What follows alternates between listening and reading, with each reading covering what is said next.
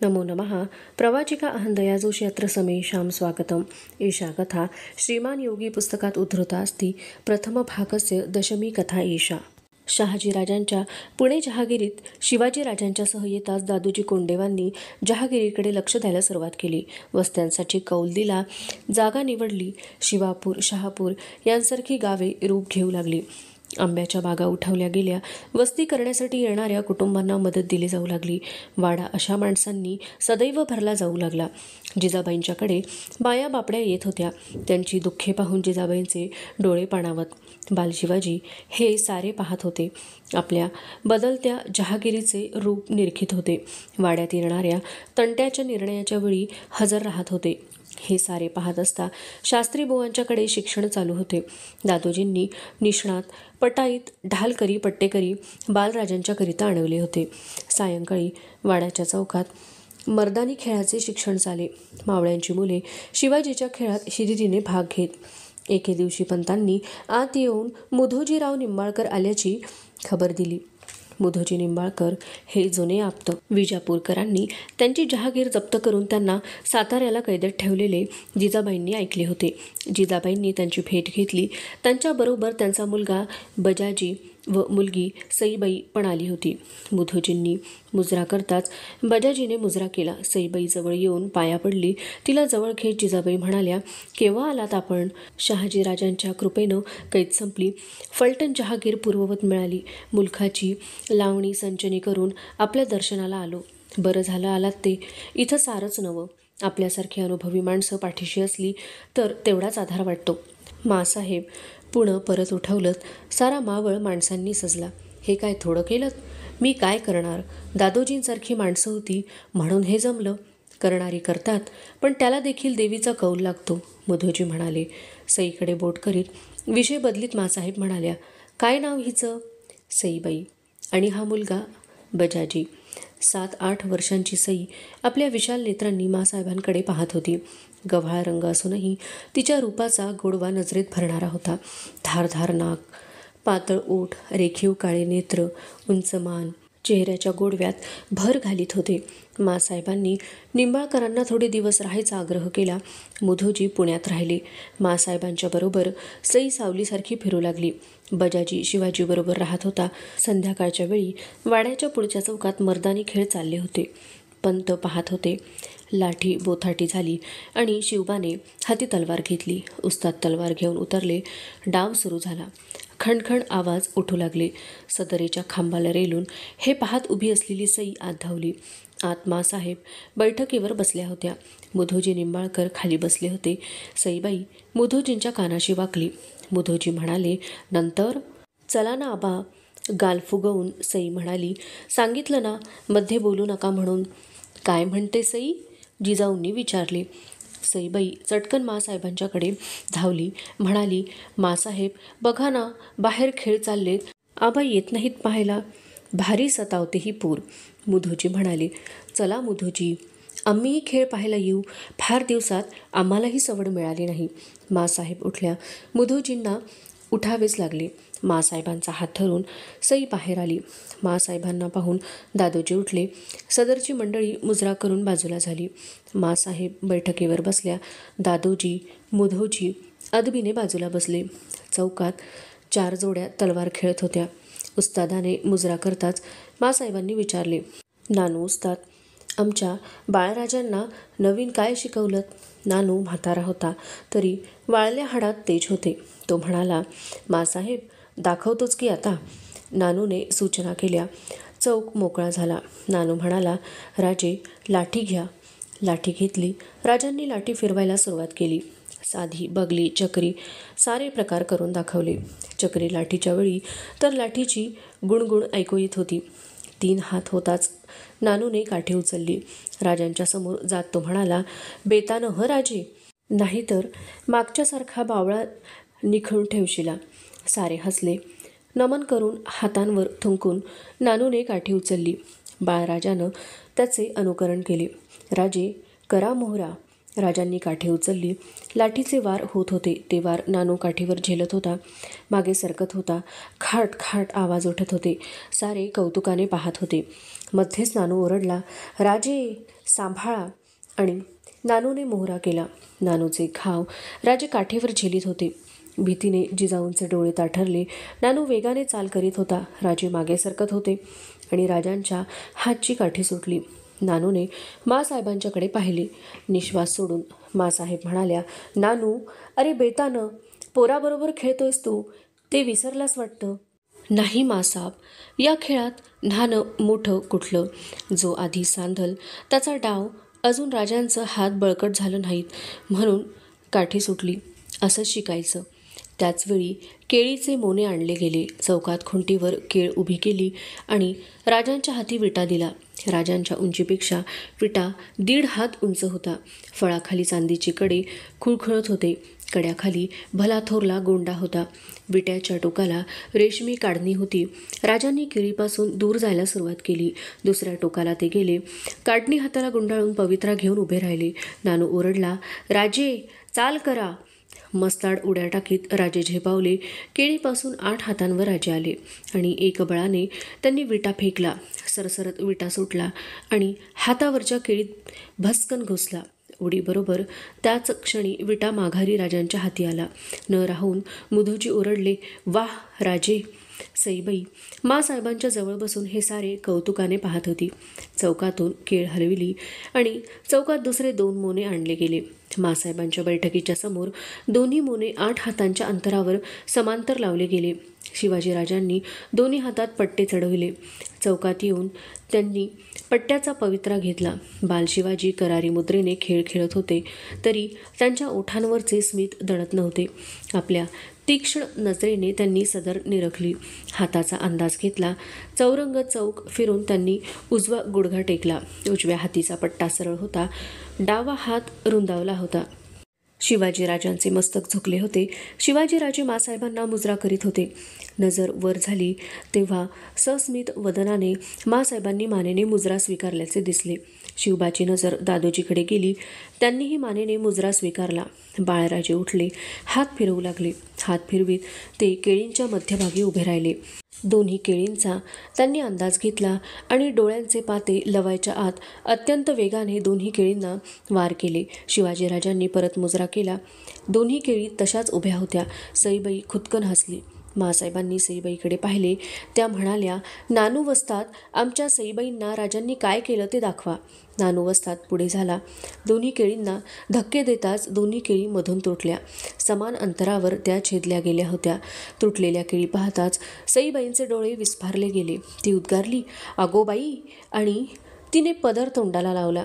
सारे हसले. लाजलेल्या सईला जवळ घेत मासाहेब म्हणाल्या, सई, हा नवरा चालेल का ग तुला? सईबाईने एकदा मासाहेबांच्याकडे पाहिले. दुसऱ्या क्षणी पट्टे उतरीत असलेल्या शिवबांच्याकडे पाहून मासाहेबांना ती मोठ्याने म्हणाली, हो चालेल. मासाहेब गोऱ्या मोऱ्या झाल्या. सईला जवळ घेत त्या म्हणाल्या, हात गधडे, असं हो म्हणून सांगतात का? मासाहेबांची उपस्थिती विसरून सारा चौक हसण्याने भरून गेला. हसणे शांत होताच दादोजी स्थिर आवाजात म्हणाले, मासाहेब, एक अर्ज आहे. काय दादोजी? गोष्ट निघालीच आहे. हरकत नसेल तर ही गोष्ट पक्की करावी. राजेही आता 10 वर्षांचे होतील. जोडाही शोभून दिसेल. नानू वस्तात, काय म्हणतात दादोजी? नानू म्हणाला, खरंच आहे ते. देऊया बारडवून. समद झालं. वाडा झाला, चौक झालं, लिहून वाचणं झालं. सुनबाईशिवाय घराला शोभा हाय भय. आवंद करून टाकूया. अहो, पण निंबाळकर मामा काय म्हणतात ते तरी विचारा. पोर त्यांची. असे शब्द वापरू नका मासाहेब. पोर आपली आहे. महाराजांच्या कृपेने जीव वाचला, जहागीर मिळाली, अन्नाला लागलो आम्ही. पोर पदरात घेतली तर आजवरच्या उपकारांवर, ऋणानुबंधांवर कळस चढेल. जगदंबेच्या मनात असेल तर होऊन जाईल. पूर्वीपासून चालत आलेला संबंध पुढं चालू होईल. दादोजी, जी, चांगली वेळ बघून बंगळुरूला तातडीनं खलिता पाठवा. आमची इच्छा सर्वांना कळवा. तिकडून होकार आला की आपण हे कार्य पार पाडू. मासाहेब उठल्या. सई म्हणाली, मासाहेब, एवढ्याच जायचं? मासाहेब हसल्या. कौतुकाने तिचा गालगुच्चा घेत म्हणाल्या, एका बैठकीत जेवढं केलंस ते का थोडं झालं? आता उठ बाई, पुष्कळ कामं आहेत. सर्वांचे मुजरे झाले. सईबाईसह मासाहेब आत गेल्या. ओलावलेल्या पापण्यांनी मुधोजीराव समाधानाने परत बैठकीवर बसले. दुसऱ्या दिवशी उन्हे माळवदीवर आल्यावर लाल महालातून 2 घोडेस्वार बंगळुरूच्या वाटेला लागले. 2 दिवसांनी मुधोजीराव सई बजाजीसह फलटणला गेले. दिवस उलटत होते. बंगळुरूच्या निरोपाची सारे वाट पाहत होते. बंगळुरूची थैली पुण्यात आली. दादोजींनी मस्तकी लावून थैली उघडली. मजकुरावरून नजर फिरत असता होणारा आनंद त्यांच्या चेहऱ्यावर दिसत होता. मासाहेबांनी अधीरतेने विचारले, काय आज्ञा आहे? महाराज साहेबांना हा संबंध मान्य आहे. एवढंच नव्हे तर लग्नप्रसंगी मोकळेपणानं खर्च करण्याची आज्ञा झाली आहे. लग्नाची तिथी निश्चित झाली की कळवण्याची आज्ञा झाली आहे. महाराज साहेब जातीनं लग्नाला हजर राहणार आहेत. पंत फलटणला मुधोजीरावांना कळवा. दिवस थोडे आहेत. सारं व्यवस्थित व्हायला हवं. सारी सूत्रे भराभर हलवली जाऊ लागली. फलटणहून मुधोजीराव कुटुंब परिवारासह आले. एक शंका होती, तीही दूर झाली. शिवाजी सईबाईच्या कुंडल्या जमत होत्या. एक दिवस टिळा लावण्याचा समारंभ उरकून घेतला गेला. मुहूर्त काढायला शास्त्री बसले. सर्वानुमते शके 1562 विक्रमनाम संवत्सर वैशाख शुद्ध हा मुहूर्त धरण्यात आला. शहाजीराजांना मुहूर्त कळवला गेला. पंतांना आता क्षणाचीही उसंत नव्हती. कलाभूत चितारणारे कलावंत कोकणातून खास बोलावून आणले होते. अंबरखाना, वस्त्रघर नानाविध धान्यांनी आणि वस्त्रांनी भरले जात होते. फडातले कारकून येणाऱ्या प्रत्येक मालाची नोंद करीत होते. पंतांनी चालवलेली तयारी पाहून जिजाबाई पंतांना म्हणाल्या, पंत, केवढा पसारा मांडणार आहात? हे लग्न बेतानं केलं तरी चालेल. पंतांनी मासाहेबांच्याकडे पाहिले. ते म्हणाले, मासाहेब, या लग्नात खर्चाचा विचार करून चालणार नाही. नवी जहागीर वस्ते आहे.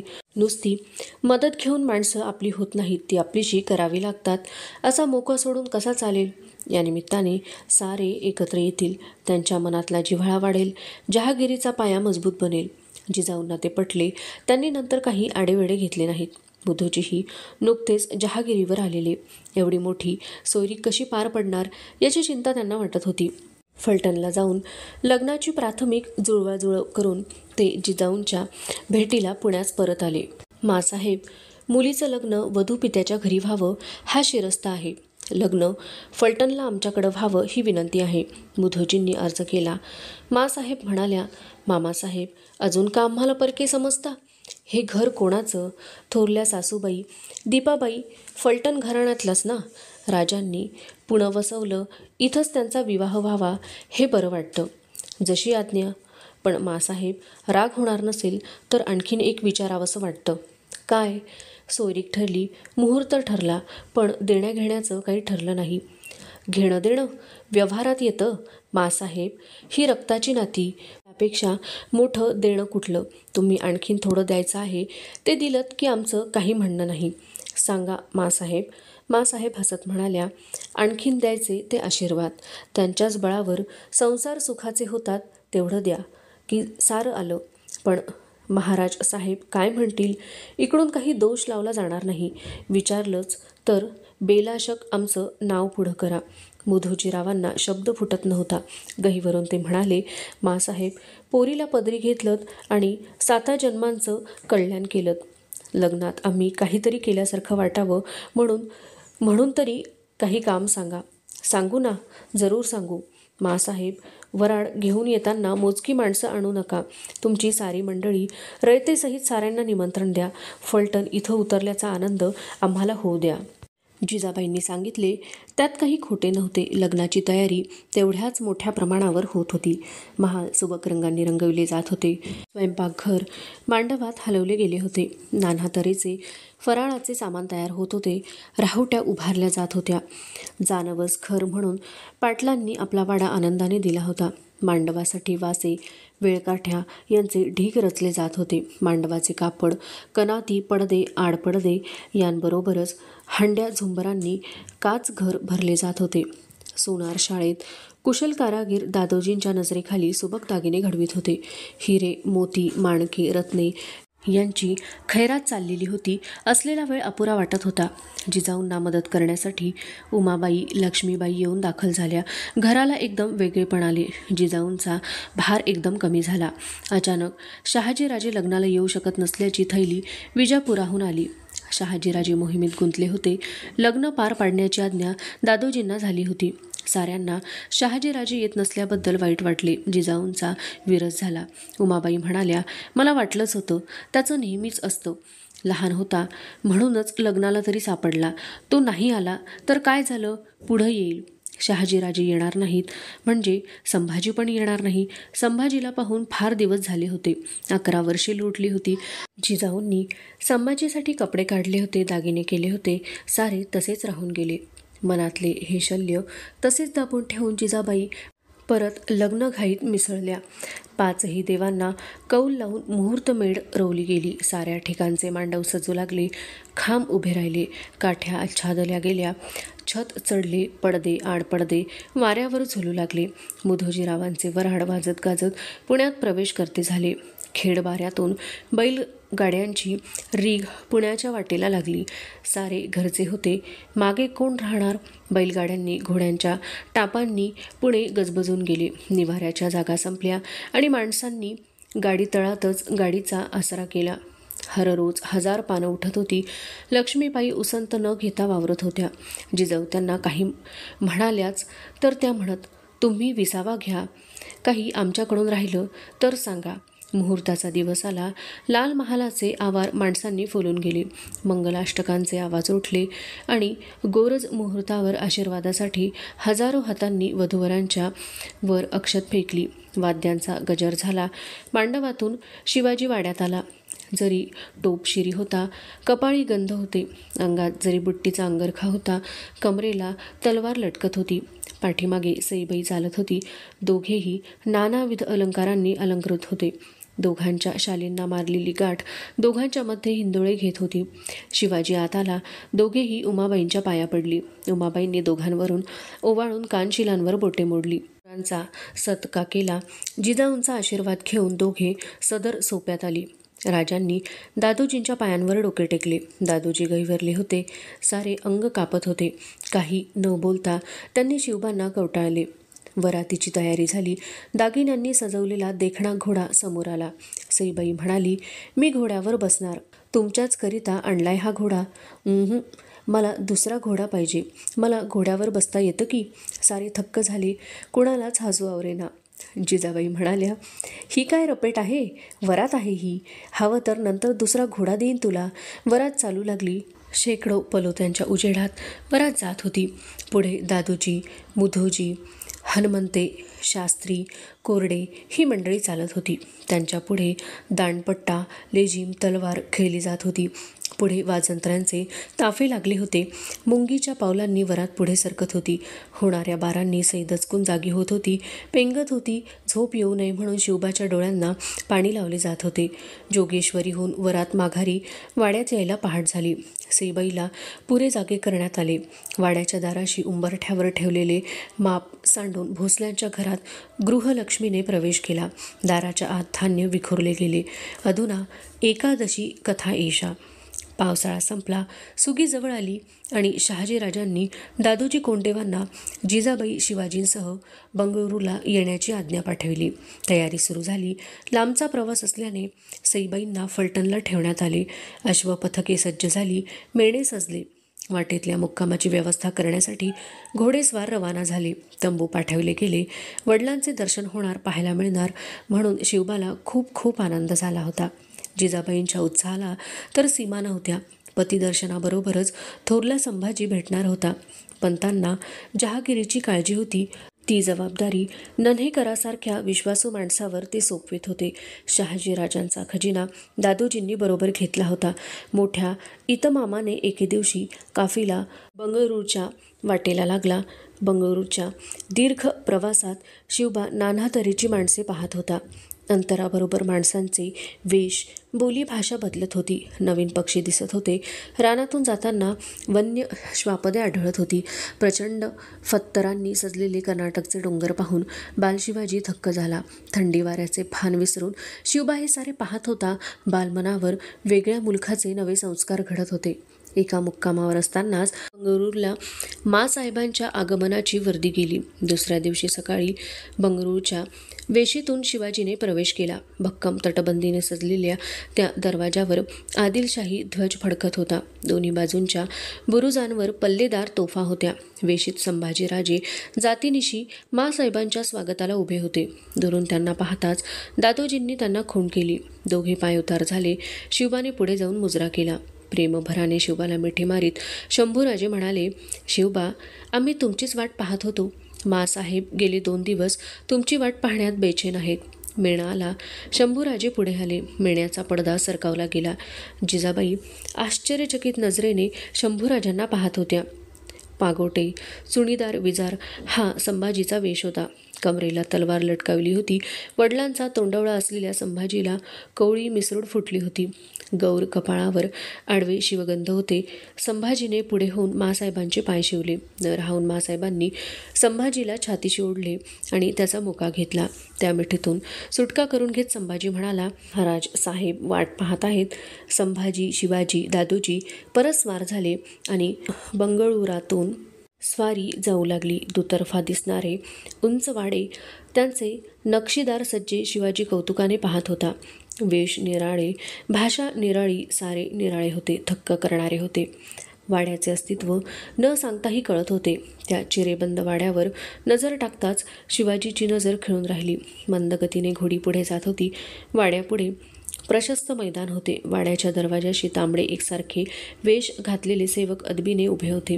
तळपते तेगे त्यांच्या हाती शोभत होते. संभाजीसह शिवाजी वाड्याच्या दरवाजात आला. शिवाजीने खोगीरावर एका बाजूला दोन्ही पाय घेतले. घोड्याच्या पाठीवर डावा हात ठेवला आणि जमिनीवर अलगद उडी मारली. शिवाजी पायऱ्यांजवळ आला. त्याने वर पाहिले. वाड्याच्या प्रवेशद्वारी उंचीपुरी रुबाबदार व्यक्ती उभी होती. केस मानेवर रुळत होते. डौलदार दाढी शोभत होती. संभाजीने शिवाजीला नाजूक ढोसणी दिली आणि त्याने मुजरा केला. पण शिवाजी मुजरा करता वाकले नाहीत. वडिलांचे रूप पाहत ते पायऱ्या चढून जात होते. वाड्याच्या दरवाजाशी शिवाजी राजांच्यावरून भात वाळून टाकला गेला. पायांवर पाणी पडले. डोळ्यांना पाणी लावले गेले. संभाजी आश्चर्यचकित नजरेने शिवाजीकडे पाहत होते. शहाजीराजे म्हणाले, या राजे. शिवाजी महाराज पुढे गेले. वडिलांच्या जवळ जाताच ते गुडघ्यांवर बसले. दोन्ही हात जमिनीला टेकवून त्यांनी शहाजीराजांच्या पायांवर मस्तक ठेवले. मोठ्या प्रेमभराने शहाजीराजांनी त्यांना उठवले, कुरवाळले. शहाजीराजे म्हणाले, दादोजी, आमच्या छोट्या राजांना अजून मुजरा जमत नाही वाटतं. आम्हाला मुजरा येतो आबासाहेब, पण माँसाहेबांनी पाया पडायला सांगितलं. असं? आणि राजे, थोराड घोड्यावर बसून आलात, तट्ट का नाही घेतलं? मोठं घोडं बसायला कठीण. त्याच धिटाईनं शिवाजीराजे म्हणाले, कसलं कठीण आबासाहेब, घोड्यावर बसायला मांड बळकट लागते. वा राजे. तेवढ्यात दारी मेणा आला. सारे बाजूला झाले. स्त्रिया पुढे सरसावल्या. जिजाबाईंचा वाड्यात प्रवेश झाला. बाहेरून दिसत होता त्याहीपेक्षा आत वाडा मोठा होता. जिजाबाई दुसऱ्या चौकात आल्या आणि तुकाबाई सामोऱ्या येऊन पाया पडल्या. धाकट्या राणीसाहेब, पाया पडायची गरज नव्हती. आपला मान मोठा, पण मला कसं ओळखलं? घरच्या लक्ष्मीला ओळखता येत नाही असं कसं होईल? पण छोटे राजे कुठं आहेत? त्यांना आम्हाला पाहायचं आहे. तोवर संभाजी शिवाजींसह एकोजी राजे आले. एकोजी येऊन जिजाऊंच्या पाया पडले. तुकाबाई म्हणाल्या, किती वर्षांनी परत घर एक झालं. 12 वर्षांचा वनवास संपला असं दिसतं.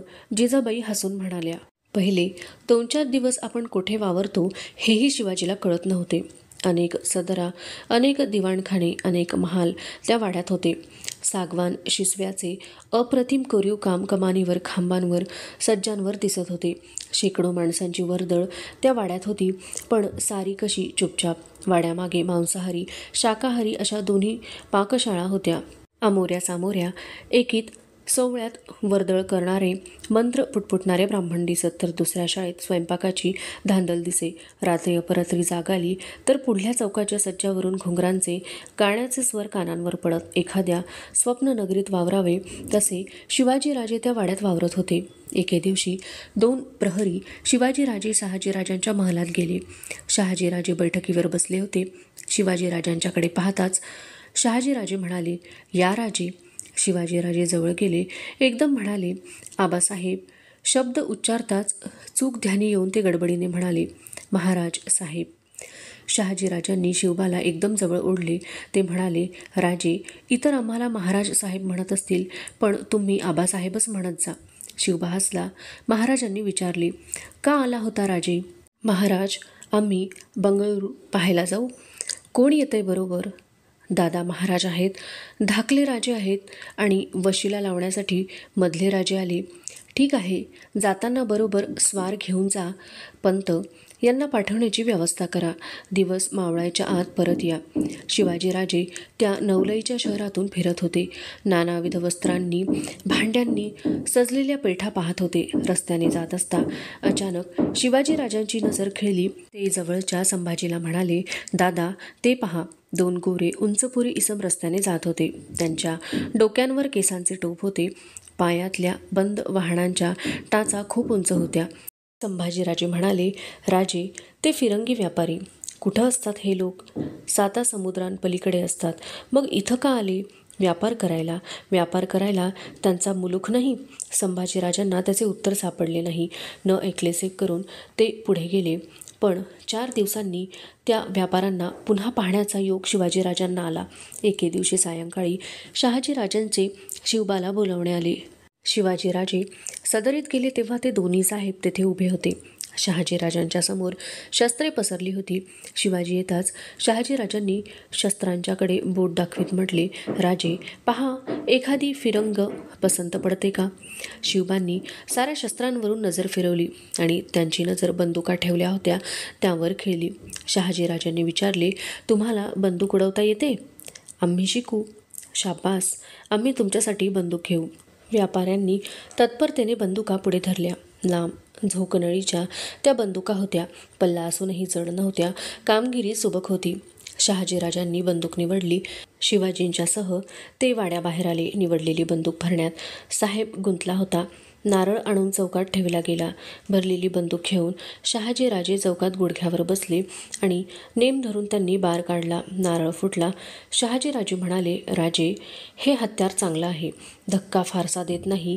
ही बंदूक तुमची, आमची आठवण म्हणून बाळगा. उद्या शिकार हवालदाराला सांगेन, तो बंदूक चालवायला शिकवेल. महाराजांनी शिवबाला बंदूक दिल्याचे साऱ्या महलात झाले. शहाजीराजांना शिवबांचा सहवास फार आवडे. जे मातब्बर सरदार घरी येत त्यांना ते शिवबाची ओळख करून देत असत. म्हणत, हा जन्माला आला आणि सगळं चांगलं झालं. आयुष्याची वणवण संपली. शहाजीराजे बाहेर निघाले तरी शिवबाला घेऊन जात. शिवबांच्या शंकांना उत्तरे देता देता त्यांना पुरे होऊन जाई. तुकाबाई, जिजाऊ महालात असता अचानक शहाजीराजे आत आले. दोघी गडबडीने उठून उभ्या राहिल्या. जिजाऊंकडे पाहत शहाजीराजे म्हणाले, दादोजी आम्हाला हिशेब सांगत होते. मोठं धामधुमीनं शिवबांचं लग्न केलं म्हणे. घाबरून जिजाबाई म्हणाल्या, खर्च फार झाला का? आणखीन का केला नाही याची तक्रार आहे. आम्हाला कळवायचं होतं. आम्ही आमचा हत्ती पाठवला असता वरातीला. आपण येणार म्हणून सारे वाट पाहत होते. मनात असूनही ते आम्हाला जमलं नाही. शिवबांचं लग्न पाहायचं फार मनात होतं. मग आणखीन एक लग्न करू, तुकाबाई म्हणाल्या. खरंच की, आम्ही नाही ते लग्न कसलं? पण नवरी, ती मी पाहिली. आपल्या मोहित्यांची सोयरा आहे ना, नक्षत्रासारखी मुलगी आहे. खरंच ठरवून टाकू लग्न. म्हणत आनंदाने शहाजीराजे बाहेर गेले. जिजाबाईंना एवढे तडकाफडकी ठरणारे लग्न आवडले नाही. त्या म्हणाल्या, एक लग्न नुकतंच झालं तोवर राजांना अनेक लग्न शोभून दिसतात. पहिली केली ती निंबाळकरांची ना? हो, मोहिते घराणं मोठं तोलाचं. तुकाबाईंच्यावर नजर रोखीत जिजाबाई म्हणाल्या, मालोजीरावांच्या दीपाबाई निंबाळकर घराण्यातल्याच. हो, पण तेव्हा थोरले मामनजी बारगीर होते, हे विसरला? बारगिराचे राजे झाले ना. वनवासी पडलेला चंद्रहास राजा अन्नाला लागला, सम्राट झाला. कुळ पराक्रमानं पाहिलं जातं. धाकट्या बाई, सोयरीक नको म्हणून इकडं सांगायचं का? तसं केव्हा म्हटलं मी आपलं बोलून दाखवलं. तुकाबाईंच्या चेहऱ्यावर मंद स्मिताची लाट उमटली. राजा बोले, दळ हाले तशी हा हा म्हणता सोयरीक ठरली. मोठ्या धूमधडाक्याने लग्नाचा बार उडाला. सुवर्ण अंबारीतून नवरा नवरीची वरात काढली. तोफांच्या बंदुकांच्या आवाजांनी सारे बंगळूर शहर दुमदुमून गेले. शहाजीराजांची इच्छा पूर्ण झाली.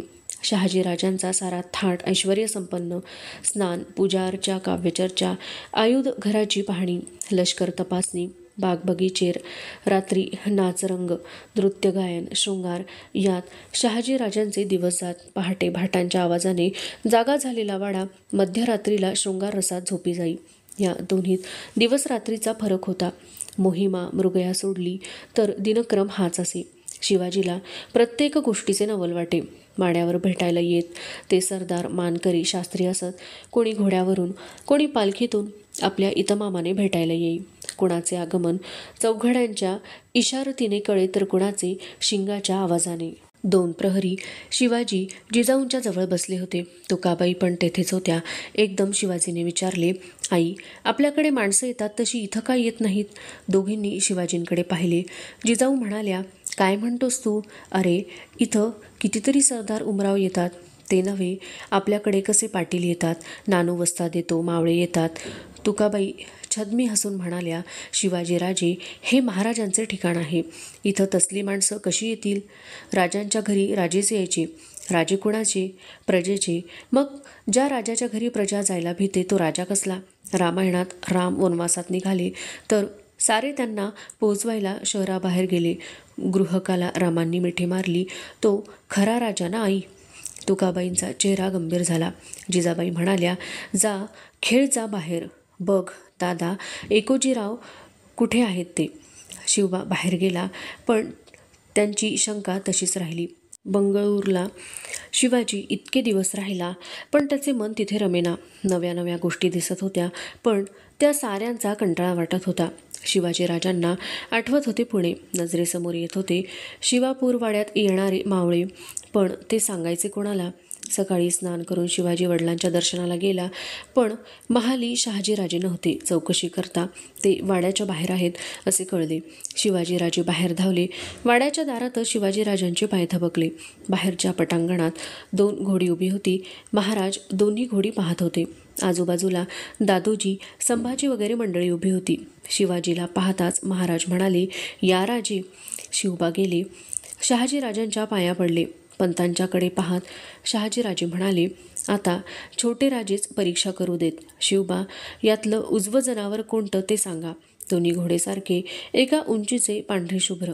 शिवाजीराजे तज्ज्ञासारखे घोड्यांभोवती फिरत होते. सारे कौतुकाने राजांच्याकडे पाहत होते. त्यांची ऐट निरखीत होते. उजव्या घोड्याजवळ ते गेले. त्याच्या ओठाळीला हात लावित असता शहाजीराजे म्हणाले, ह राजे, चावेल. हा चावणार नाही. हा चांगला घोडा आहे. अश्वपरीक्षेसाठी आणलेला महम्मद आश्चर्यचकित झाला. तो म्हणाला, अल्हम्दुलिल्लाह. उमर लहान, पण जानकारी केवढी. राजे, तो घोडा काय वाईट आहे? पायात बेडी आहे, कपाळावर उतरंड आहे. केव्हा बुजेल याचा नेम कुणी द्यावा? राजांनी सांगितले. पंत, राजांनाही ज्ञान कसं? नेहमी पागेतच असतात राजे. घोड्यांवर भारी प्रेम आहे राजांचं. तेच लक्षण मोठं.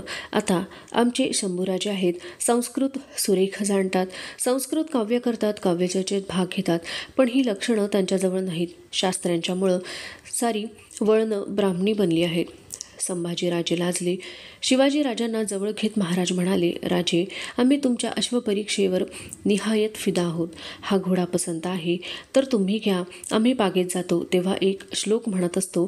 तुम्हाला संस्कृत येतं ना? हो, थोडं थोडं. चालेल, आम्ही सांगतो तो श्लोक लक्षात ठेवायचा. यस्याश्वातस्य राज्यम, यस्याश्वातस्य मेदिनी, यस्याश्वातस्य सौख्यम, यस्याश्वातस्य साम्राज्यम. लक्षात राहील? नाही राहिला तर पाठ करून घेऊ राजे. ज्यांच्या घरी हे ऐश्वर्य आहे त्यांचंच राज्य अभेद्य असतं, हे विसरू नका. आणि पंतांच्याकडे वळून ते म्हणाले, पंत, आज संध्याकाळी आमच्या शिवाजीराजांची दृष्ट काढायला सांगा. आमचीच दृष्ट लागायची त्यांना. रात्री एकोजींनी घोड्याचा हट्ट तुकाबाईंच्याकडे धरला. एकोजीला जवळ घेत जिजाबाईंच्याकडे पाहत तुकाबाई म्हणाल्या, राजे, तुम्हाला घोडा कसा मिळणार? शिवाजीराजे लाडके आणि तुम्ही सगळ्यात धाकटे. तुमच्या नशिबी घोडा नाही. ते शब्द काळीच कात्रीत गेले, पण जिजाबाई काही बोलल्या नाहीत. रात्री जेवणे झाली. जिजाबाई महालात आल्या. शिवाजी, संभाजी या दोघांची शय्या मोकळी होती. रात्र पुष्कळ झाली होती. अशा रात्री जेवून ही मुले कुठे गेली हे त्यांना समजेना. जिजाऊंनी नोकरांना दोघांना हुडकण्यासाठी पाठवले. जेव्हा ते दोघे आले तेव्हा शिवाजीराजांची नजर चोरटी बनली होती. जिजाऊंनी विचारले, कुठं सापडले हे दोघे? नाचमहलात गाणं चालले नवं, तिथं स्वाऱ्या होत्या. नाचमहलात? जिजाबाई उद्गारल्या.